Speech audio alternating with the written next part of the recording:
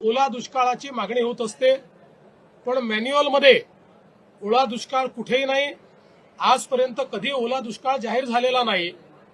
तथापि आम्ही हा निर्णय घेतला की ज्यावेळी दुष्काळ पडतो त्यावेळी ज्या ज्या उपाययोजना आणि सवलती आपण देतो त्या सगळ्या सवलती आता यालाही म्हणजे दुष्काळ तर त्याला टंचाई म्हणतो आपण, तशाच प्रकारची दुष्काळी टंचाई पडली आहे असं समजून त्या सगळ्या सवलती याही वेळी लागू करण्याचा निर्णय हा राज्याच्या मंत्रिमंडळाने घेतलेला आहे.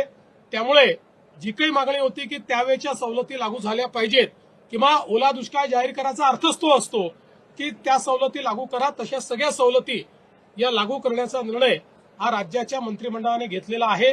मी आज यापेक्षा अधिक सांगणार नाही, कारण आता ही सगळी नुकसानाची आकडेवारी जमा होतीये.